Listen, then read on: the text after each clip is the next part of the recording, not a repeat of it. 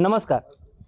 मुंबई आउटलुकमध्ये आपलं सगळ्या श्रोत्यांचं पुन्हा एकदा स्वागत आहे. मी विवेक चौधरी आज आलेलो आहे सोयगाव कार्यालयाच्या इथं पोलीस स्टेशनच्या. विषय खूप गंभीर आहे. शेतकऱ्यांच्या शेतातून गौण खनिज उत्खनन होत असल्याची तक्रार वारंवार आपल्या चॅनलच्या माध्यमातून दाखवण्यात आलेले होते. त्या संदर्भात आज तहसील कार्यालयाचे काही पदाधिकारी माननीय देशमुख साहेब आणि त्याचसोबत जे तक्रारदार शेतकरी आहेत त्यांनी एका ठिकाणी बसून यातून काही मार्ग निघेल का, त्यांच्या ज्या तक्रारी आहे आणि तहसीलच्या काय कडनं जबाबदाऱ्या आहेत ते काय करू शकतात, तर यासाठी ही आजची बैठक होती. मराठा मावळा संघटनेच्या वतीनं आंदोलनाचा इशारा अगोदरच दिलेला होता आणि आज ते आंदोलन स्थगिती करण्यासाठी तहसील कार्यालयाचे महसूल विभागाचे नायब तहसीलदार देशमुख साहेब, शिवाजी देशमुख साहेब यांनी, संभाजी देशमुख साहेब यांनी या आंदोलनाला स्थगिती देण्यासाठी निवेदन पत्र दिलेले आहे. आणि त्यासाठी संघटनेच्या पदाधिकारी भारतभाऊ कदम यांनी ते मान्य करत पुढील जोपर्यंत शेतकऱ्यांना न्याय मिळत नाही तोपर्यंत ते आंदोलन स्थगित केलेलं आहे. तर जाणून घेऊया, आपल्यासोबत आहे नायब तहसीलदार देशमुख साहेब.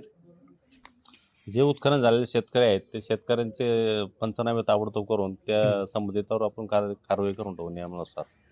यासाठी आपल्या अगोदरही 20 दिवसा अगोदर त्यांनी तक्रार दिली होती, तर त्यावेळेस काय कारवाई झाली नाही? SIRचं वगैरे काम चालू आहे, बाकीचं काम चालू आहे, स्टाफ कमी आहे आपल्याकडं.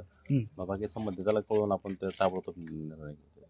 या अगोदरही आपण जी कारवाई वगैरे केली, भरारी पथक वगैरे नेमलं होतं, किंवा जे कंपनीला जो रोड बनतोय त्या कंपनीला जे उत्खनन झालेलं आहे तर त्याची जे मुरूम आहे ते भरून देण्याचं काम कुठपर्यंत झालेलं आहे किंवा ते कुठपर्यंत होईल? त्यांनी जेवढे रॉयल्टी भरले त्याप्रमाणे आपण रॉयल्टी दिलेली त्याला नियमानुसार. अच्छा. बाकी काही कलेक्टर ऑफिसला भरले त्यांनी रॉयल्टी दगडाची वगैरे. या संदर्भात जर त्यांचा जो शेतकऱ्यांचा जो आरोप आहे की आम्हाला जे मोबदला मिळाला पाहिजे होता तो मिळत नाही, तर यासाठी आपलं तहसील कार्यालय काय करत आहे? आता तो विषय त्या कंपनी आणि शेतकऱ्यांनी त्यांच्या आपल्यात काय अग्रीमेंट केलं ते काय चाललं नाही का. आपण आपलं उत्खनन जर अतिरिक्त असेल तर आपण त्याप्रमाणे कारवाई करू शकतो. पुढील सुनवाई किंवा पुढील कारवाई कधी होणार आहे? त्यांना सांगितलं मी 3 दिवसात आपण संबंधित तलाठी मंडळाला पत्र देऊन त्या 3 दिवसामध्ये. अच्छा. तर हे जे काही गोष्टी घडत आहेत आणि शेतकऱ्यांच्या काही हाकेला म्हणजे जे समस्या आहे, तक्रारी आहे किंवा त्यांच्यावर जो अन्याय होत आहे त्यासाठी मराठा मावळा संघटनेचे पदाधिकारी भरतभाऊ कदम आहेत आपल्यासोबत. तर त्यांच्या या संघटनेमार्फत त्यांनी आज जे आंदोलन स्थगित केलेलं आहे तर त्यासाठी आपण त्यांच्याशी चर्चा करणार आहोत. आणि या संदर्भात जर समजा त्या शेतकऱ्याचे जे म्हणणे आहे ते जर पूर्ण नाही झाले तर पुढं त्यांचे काय पावलं असणार आहे आणि कोणत्या कोणत्या गोष्टी ते पुढं करणार आहे ते आपण जाणून घेऊ. संघटनेच्या वतीने आम्हाला विनंती केली देशमुख साहेबांनी, त्याच्यामुळे आम्ही 8 दिवसाची स्थगिती दिलेली फक्त. आणि याच्यापेक्षा उग्र स्वरूपाचं आंदोलन आम्ही जिल्हाधिकारी कार्यालयावर करणार आहे. 8 दिवसामध्ये जर समजा काही कारवाई झाली नाही तर आम्ही उग्र स्वरूपाचे आंदोलन ते संभाजीनगर येथे करणार. असे बरेचसे शेतकरी आहेत की ज्यांच्या थोड्या थोड्या रस्त्याच्या अडचणी आहेत किंवा त्यांच्या कुळ जमिनी आहेत त्या परस्पर तहसील कार्यालयाच्या गैरसमज असेल किंवा काहीतरी चुकीच्या गोष्टी झालेल्या आहे आणि त्याच्यामुळे ते दुसऱ्याच्याच नावावर झालेले आहे. परंतु असे बरेचसे शेतकरी आपल्यासोबत विक्रम भाऊ आहेत, तर त्यांच्याही बऱ्याचशा अशा गोष्टी आहेत की त्यांच्या काय समस्या होत्या आणि आज काय तहसील कार्यालयाचे जे नायब तहसीलदार आहेत त्यांनी काय तुम्हाला उत्तर दिले? नमस्कार सर, मी विक्रम माधव आहेर, मी मेनगाव जिल्हा रहिवासी आहे साहेब. माझ्याकडे 80 वर्षे झाले. जी जमीन आहे ज्या व्यक्तीची त्या व्यक्तीच्या नावे जवळपास 5,000 ते 10,000 एकर जमीन साधारणतः आहे. परंतु त्या व्यक्तीच्या मागे म्हणजे मुलं किंवा मुली कोणत्याही प्रकारची काही व्यक्ती शिल्लक नाही.